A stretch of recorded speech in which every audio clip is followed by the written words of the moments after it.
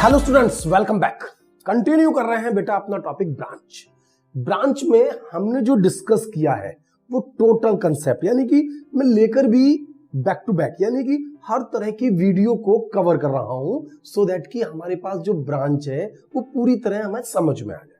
ठीक है बेटा, तो आज इसी रैंक पर, उसी ट्रैक पर, यानी कि जो ब्रांच था, जो ब्रांच अकाउंट हम बना रहे हैं डिपेंडेंट ब्रांच में डेटर मेथड, जिसे हम सिंपल मेथड कहते हैं, उसमें हम अभी तक जो न्यूमेरिकल कर रहे थे वो कॉस्ट मेथड पर कर रहे हैं।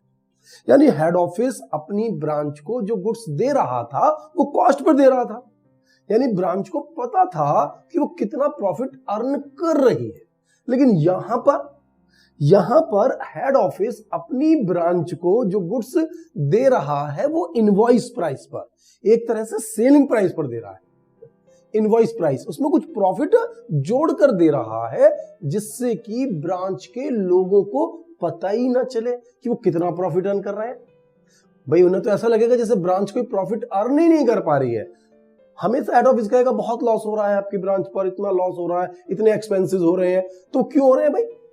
तो कोई भी ब्रांच को या किसी भी ब्रांच को कोई आइडिया नहीं रहेगा। कई बार तो लोकल कंपटीशन क्रिएट हो जाता है इस चक्कर से कि भाई हेड ऑफिस को इतना फायदा हो रहा है, तो हेड ऑफिस को इतना फायदा हो रहा है, तो जो ब्रांच होते हैं उसमें जो काम करने वाले लोग होते हैं, मैनेजर्स होते हैं, वो लोकल में उस तरह के बिजनेस को करने लगते हैं, तो उसका भी बेनिफिट होता है, अकाउंट्स का भी बेनिफिट होता है। तो यहां पर हम उस मेथड को पढ़ रहे हैं जिसमें हेड ऑफिस ब्रांच को जो गुड्स बेच रहा है उसमें वो एक प्रॉफिट इंक्लूड कर रहा है। ठीक है, तो किस तरीके से इस क्वेश्चन को हम सॉल्व करेंगे, क्या तरीका है क्वेश्चन को सॉल्व करने का, वो हम स्टार्ट करते हैं। ठीक है बेटा, तो स्टार्ट कर लेते हैं पहला न्यूमेरिकल कि क्या कह रहा है इस न्यूमेरिकल में। वो इस न्यूमेरिकल में कह रहा है कि Delhi gas company Delhi has a sales branch in Faridabad, यानी फरीदाबाद में हमारी एक ब्रांच है दिल्ली गैस वालों की। तो फरीदाबाद में जो ब्रांच है हमारी, वो कहते हैं and charge all goods send to branch at cost plus 33 whole 1/3%, यानी कि हेड ऑफिस जो ब्रांच को गुड्स भेज रहा है वो जितने का है उतने में नहीं भेज रहा, वो कॉस्ट में ऐड कर रहा है 33 होल 1/3%, यानी कि जो उसकी कॉस्ट है उसमें 33 होल 1/3 यानी 1/3 और प्रॉफिट के जोड़ रहा है, तब वो उस गुड्स को ब्रांच को दे रहा है। ध्यान से देखिए, It is arranged that all cash received by the branch is to be paid directly to the head office. जितना भी ब्रांच के पास पैसा इकट्ठा होगा वो सीधा हेड ऑफिस को भेज देगा। यही हमारा रूल है स्टार्टिंग से ही, कोई नया नहीं है। From the following particular, give journal entry in the books of the head office and the prepare branch account showing the actual profit of the branch for the year ending 31st December 2010. Journal entry का concept वही है जो हमने बनाया था, यानी same to same अगर हम ब्रांच अकाउंट बना रहे हैं तो उसी की आप जर्नल एंट्री पास कर दीजिए तो वही जर्नल एंट्री बन जाएंगी। और केवल एक एक्स्ट्रा जर्नल एंट्री होती है, वो ये होती है कि उस goods send to branch account को हमें ट्रेडिंग अकाउंट में ट्रांसफर करना होता है, क्योंकि हेड ऑफिस को वो एंट्री और बनानी होती है, बाकी सब तो ब्रांच में ही होता है हमारे पास, ब्रांच के बाहर कुछ भी नहीं। आगे बढ़ते हैं इसी क्वेश्चन में। वो क्या कहता है, हमें क्या क्या दिया हुआ है? वो कह रहा है ओपनिंग स्टॉक दिया हुआ है आपको 12,000 रुपए का। तो सबसे पहले कंसेप्ट देखिए, कंसेप्ट से भटकना नहीं है, सेम कंसेप्ट है। डेबिट साइड में असेट्स का ओपनिंग, क्रेडिट साइड में असेट्स का क्लोजिंग, जो हम लगातार पढ़ रहे हैं। दो चीजें जो हेड ऑफिस ने हमें भेजी, to goods send to branch account और टू बैंक अकाउंट, यानी एक्सपेंसेस के लिए जो उसने हमें पैसा भेजा है। दो चीज ब्रांच हेड ऑफिस को भेज रही है, वो दो चीजें क्या है? Goods send to branch account, यानी कि वो गुड्स जो हेड ऑफिस ने ब्रांच को दिया था उसे वापस कर रहे हैं, और वो पैसा जो ब्रांच के पास इकट्ठा हुआ है वो पूरा का पूरा हेड ऑफिस को भेज रही है। तो पैसा कहां से आया है? कैश सेल और कलेक्शन फ्रॉम डेटर से। बिल्कुल सेम पुराना मेथड, कुछ भी नया चेंज नहीं है अभी तक। जो नया चेंज होगा वो मैं एक्सप्लेन करने वाला हूं। तो देखते हैं क्वेश्चन में क्या दिया हुआ है। इन्होंने कहा opening stock 12,000, opening stock 12,000, goods send to branch account 80,000, goods send to branch account 80,000। उसके बाद वो कह रहा है debtor on 1 January 2010, opening debtor 1500। उसके बाद कैश की भी इंफॉर्मेशन दी है, यानी ब्रांच हेड ऑफिस को 77,100 rupees cash branch head office को भेज रही है। इसके बाद है हमारे पास rent, rates and taxes, salary and wages, यानी इन दोनों के मिलाकर करीबन 8,000 रुपए हेड ऑफिस ने ब्रांच को भेजे हैं खर्च करने के लिए, जिसमें आप देख सकते हैं रेंट, रेट्स एंड टैक्सेस है 3200 का, इसके अलावा सैलरी और वेजेस है 4800 की। तो दोनों चीजें भेज रहे हैं, टोटल 8000। इसके बाद दिया हुआ है क्लोजिंग डेटर और क्लोजिंग स्टॉक, क्लोजिंग स्टॉक और क्लोजिंग डेटर। यानी क्वेश्चन मैंने पूरी तरह से पढ़ लिया, क्वेश्चन में जो कुछ दिया था वो हमने समझ लिया, यानी क्वेश्चन में कुछ भी नया हमें नहीं करने वाले। ओपनिंग, क्लोजिंग, असेट्स का, लायबिलिटी होती तो फिर भी लिखते, लायबिलिटी का ओपनिंग, लायबिलिटी का क्लोजिंग, वो सब तो रहेगा। क्वेश्चन में कोई चेंज नहीं हो रहा है, हम वही डेटर मेथड ही पढ़ रहे हैं, वही ब्रांच में इंडिपेंडेंट नहीं डिपेंडेंट ब्रांच ही पढ़ रहे हैं, कोई चेंजेस नहीं है इन चीजों में। फिर हम इसमें कर क्या रहे हैं?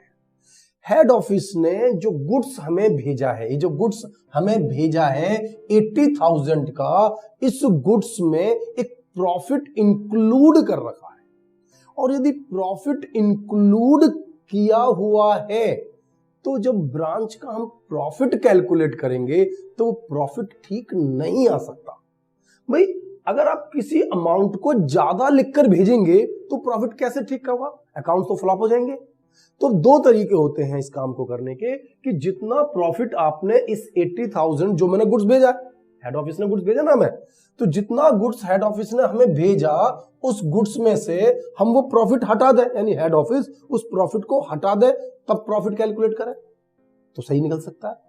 यानी कि इस जो गुड्स 80,000 का हेड ऑफिस ने ब्रांच को भेजा है, इसमें जितना प्रॉफिट है या तो मैं इसमें से माइनस कर दूं या इसके अपोजिट में लिख दूं क्रेडिट में, एक ही बात। यानी जितने भी पैसे इस 80,000 के अंदर एक्स्ट्रा जोड़कर भेजे हैं हेड ऑफिस ने, उतने ही पैसे, उतनी ही अमाउंट या तो इसमें से डिडक्ट कर दी जाए या फिर इसके क्रेडिट में लिख दी जाए बाय एडजस्टमेंट लोडिंग। बहुत सारे नाम है बेटा, by adjustment in goods send to branch account. ध्यान से देखें, ध्यान से समझें, इस 80,000 में से या तो उस प्रॉफिट को मैं हटाऊं या उतना ही प्रॉफिट मैं इसके अगेंस्ट साइड में लिख दूं तो मेरा आंसर करेक्ट हो जाएगा। लेकिन समस्या केवल एक जगह नहीं, अगर मैंने इसका क्रेडिट में लिखा तो जो ब्रांच ने हेड ऑफिस को वापस किया, फिलहाल तो यहां कोई अमाउंट है नहीं, कोई अमाउंट यहां पर फिलहाल है नहीं कि जो गुड्स ब्रांच ने हेड ऑफिस को वापस किया हो। लेकिन यदि किया है तो जो गुड्स वापस किया है वो भी तो फुल वैल्यू का ही होगा, उसमें भी तो प्रॉफिट जुड़ा हुआ होगा। भाई जब हेड ऑफिस ने हमें गुड्स भेजा प्रॉफिट जोड़कर, तो हमने भी तो वापस उसी रेट पर किया। तो हमारे इस ब्रांच के यानी कि जो रिटर्न है इसमें भी एक प्रॉफिट जुड़ा हुआ है, तो हमें इसकी भी एडजस्टमेंट डेबिट साइड में डालनी होगी। To adjustment in goods send to branch account, कौन से वाले की? रिटर्न की। ध्यान से यानी कि पॉइंट फंस गए हैं हमारे, एक पॉइंट यहां आया तो एक पॉइंट यहां आया, 2 पॉइंट हो गए। यानी कि यदि आपने हेड ऑफिस ने ब्रांच के गुड्स में जो गुड्स भेजा जा रहा है इसमें प्रॉफिट इंक्लूड किया है, तो जितना भी प्रॉफिट इंक्लूड किया है वो मैंने बाहर कर दिया। तो जब ब्रांच ने गुड्स हेड ऑफिस को भेजा तो उसके अंदर जो प्रॉफिट है वो भी मुझे डेबिट साइड में लेना होगा, तब ये मैच होगा। लेकिन क्वेश्चन का आंसर तब भी नहीं आएगा क्योंकि हम अब भी कुछ मिस्टेक कर रहे हैं। और वो मिस्टेक है क्या? मिस्टेक है कि हमारे पास जो स्टॉक बचा पड़ा है, भाई ब्रांच ने बताया कि हमारे पास ये स्टॉक है, तो ब्रांच जो स्टॉक की वैल्यू कैलकुलेट करेगी वो किस बेस पे कर रही है? वो तो अपनी वैल्यू पर कर रही है ना, वो तो अपने अकॉर्डिंग बता रही है ना कि हमारे अकॉर्डिंग जो गुड्स हेड ऑफिस ने हमें भेजा उसमें से कुछ गुड्स हमारे पास बचा पड़ा है स्टॉक में। तो इस स्टॉक के अंदर भी प्रॉफिट इंक्लूड है, इस स्टॉक के अंदर भी प्रॉफिट इंक्लूड है, तो उसकी एडजस्टमेंट भी मुझे टू साइड में डालनी पड़ेगी। To adjustment in closing stock, यानी हो गई 3 एडजस्टमेंट। जो क्वेश्चन चल रहा है सेम टू सेम चल रहा है, बहुत ज्यादा टेंशन वाला विषय नहीं है कि कुछ नया आ गया, वही है, बस जितना प्रॉफिट आपने एक्स्ट्रा जोड़ा वरना बाहर निकाल दिया।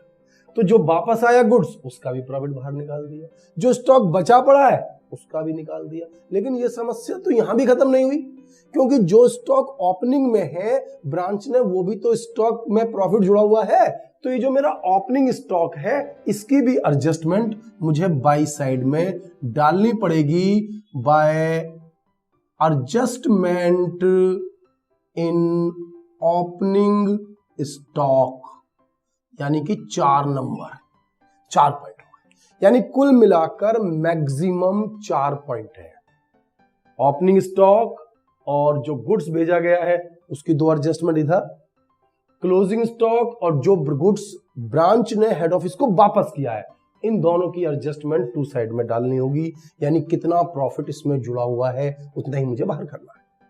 तो ये तो कंसेप्ट बिल्कुल इजीली सॉल्व होगा, यहां इतनी ज्यादा टेंशन लेने वाली कोई बात नहीं है। आप प्रैक्टिस करिए 1-2 क्वेश्चंस की, मैं वीडियो बनाता रहूंगा, लगातार डालता रहूंगा।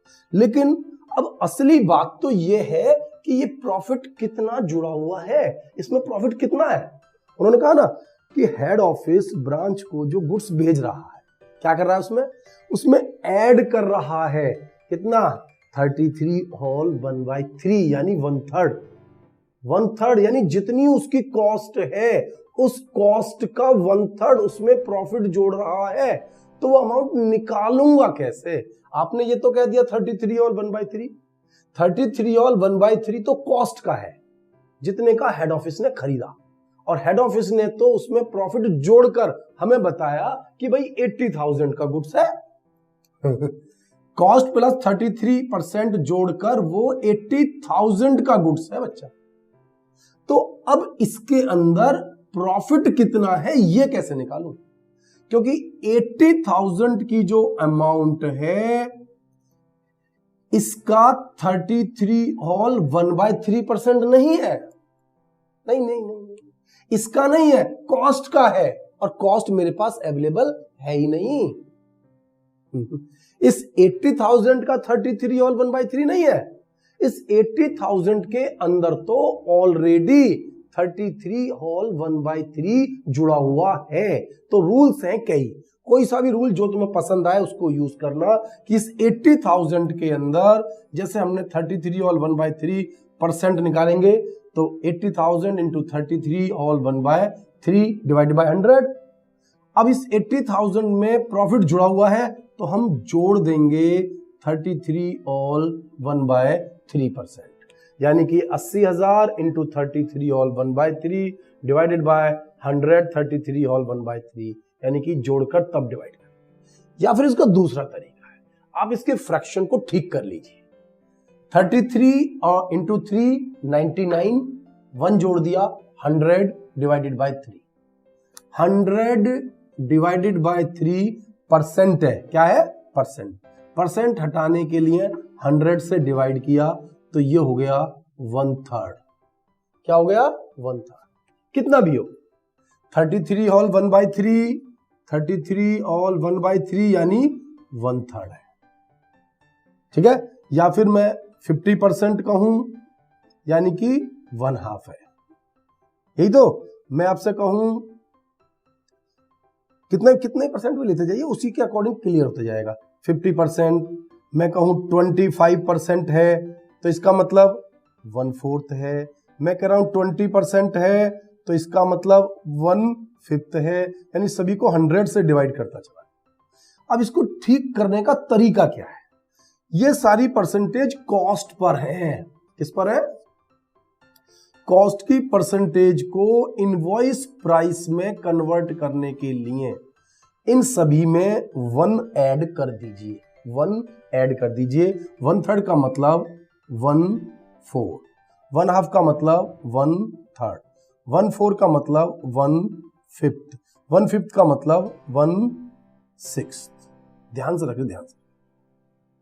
कई तरीके हैं क्वेश्चन को करने के, कई तरीके बता रहा हूं। एक तरीका तो यह है कि कॉस्ट, मेरे पास तो इनवॉइस है, तो जो इनवॉइस वैल्यू है वो कॉस्ट से ज्यादा है, ज्यादा होती है तो डिवाइड में हम इसे ज्यादा कर देते हैं, कम होती है तो हम कम कर देते हैं। इस पर फोकस करेंगे, कई क्वेश्चन करेंगे तो ये बात हमारी समझ में आने लगेगी। थोड़ा टेक्निकल है लेकिन आप इसे समझिए, ये बिल्कुल बेसिक छोटी क्लासेस का ही काम था। अगर आपने वहां से सीखा है तो बहुत अच्छा, नहीं तो मैं सिखा रहा हूं, धीरे धीरे करके सीख पाएंगे कि जितना प्रॉफिट इसमें जुड़ा हुआ है उतना ही 100 में ऐड करके। ये 25% होता तो 100 डिवाइडेड बाय 125 है ना, 80,000 इंटू 25/125। 20% होता तो 80,000 इंटू 20/120 ऐसे निकाल लेते। तो या तो 50% होता तो 50/150, 25/125, 20/120, या फिर ऐसे कर लीजिए, कोई भी तरीका अपना लीजिए। 33 और 1/3 का मतलब 1/3, इसका 1/3, लेकिन 1/3 को सॉल्व करने का तरीका है 1/4। 50% 1/2, इसको सॉल्व करने का तरीका है 1/3। 25% का है 1/4, इसको सॉल्व करने का तरीका है 1/5। 20% का मतलब है 1/5 और सॉल्व होगा ये 1/6 है, क्योंकि इनवॉइस दिया हुआ है। तो अब देखिए 33 का कितना बैठता है 1/4, यानी कि जितनी भी अमाउंट है 80,000 रुपए का 1/4 कितना हुआ 20,000 रुपए। बड़ी आसानी से हम निकाल लिया, यदि हमारे को एक बार समझ में आ गया कि भाई 33 और 1/3 का मतलब होता है 1/3, और जब हम इसे कॉस्ट पर कैलकुलेट करेंगे तो ये 1/4 होगा।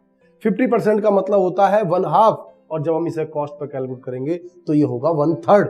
यानी सब में डिनोमिनेटर में सब में हमने एक एक जोड़ दिया, नीचे वाली वैल्यू में एक एक जोड़ दिया है। 1/3 का 1/4, 1/2 का 1/3, 1/4 का 1/5 और 1/5 का 1/6। बड़ी आसानी से।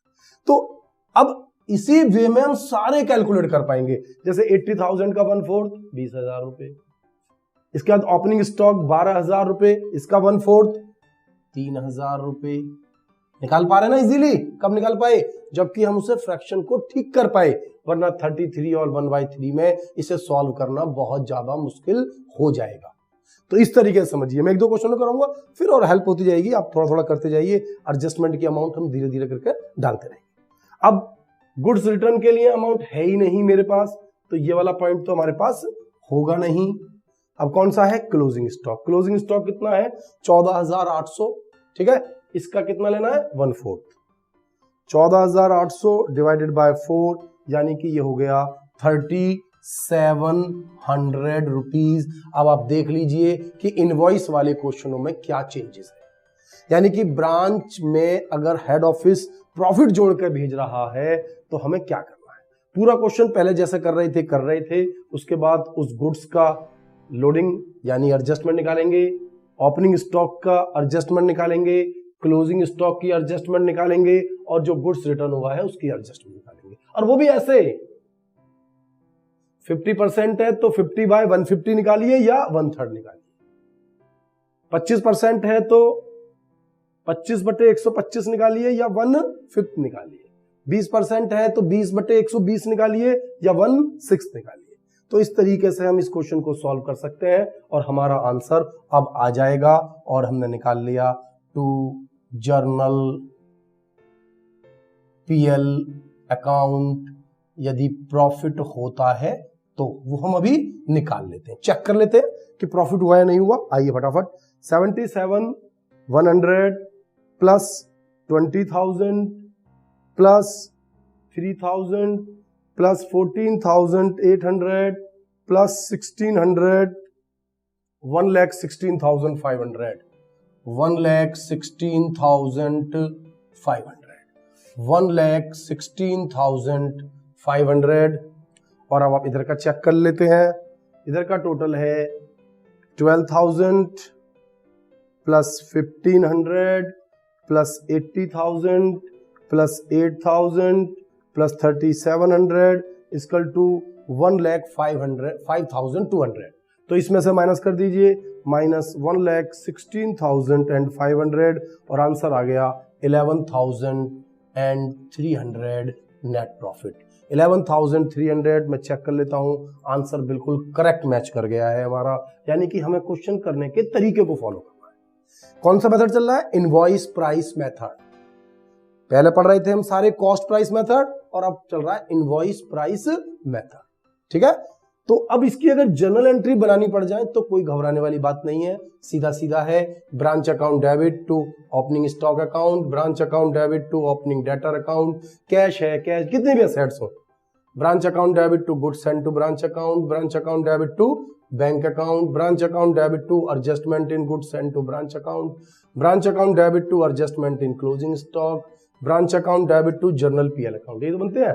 क्रेडिट साइड में goods sent to branch account debit to branch account, bank account debit to branch account, adjustment in goods sent to branch account debit to branch account, adjustment in closing stock account debit to branch account, closing stock account debit to branch account, closing debtor account debit to branch account. कुछ cash वैश होता तो उसकी भी entry बना लेते। एक entry और हमें एक्स्ट्रा बनानी पड़ती है जिसमें हम goods sent to branch account को ट्रांसफर कर देते हैं ट्रेडिंग अकाउंट में, ठीक है। तो उसकी एंट्री इसमें और बनाएंगे तो हमारा क्वेश्चन कंप्लीट हो जाता है। तो इजी है। और जैसे जैसे क्वेश्चन की स्ट्रेंथ बढ़ेगी हम न्यूमेरिकल उठाएंगे, बार बार न्यूमेरिकल उठाते चले जाएंगे तो कंसेप्ट एकदम बहुत अच्छे तरीके से समझ में आएगा। कोई भी पॉइंट एस्केप होगा ही नहीं। किसी भी तरीके का कोई भी आप एग्जाम देंगे अगर वो ब्रांच अकाउंट सिलेबस में है तो आप उसे बिल्कुल परफेक्ट ठीक करेंगे यदि आप उसको लॉजिकल पढ़ रहे हैं। अगर आप लर्निंग की कोशिश करेंगे तो नहीं पढ़ पाएंगे, क्योंकि लर्निंग तो हमें परेशान कर देगा। पूरी तरह लॉजिक, असेट्स का ओपनिंग, असेट्स का क्लोजिंग, लायबिलिटी का ओपनिंग, लायबिलिटी का क्लोजिंग, दो चीजें हेड ऑफिस ने हमें भेजी, दो चीज हमने हेड ऑफिस को भेजी, बस इसी ट्रैक में। अब एडजस्टमेंट है तो 4 एडजस्टमेंट हो सकती है, नेट प्रॉफिट। तो इस तरीके से हमें क्वेश्चनों को करते चले जाना, ठीक है बेटा। तो अब हम मिलते हैं आपसे नेक्स्ट वीडियो में।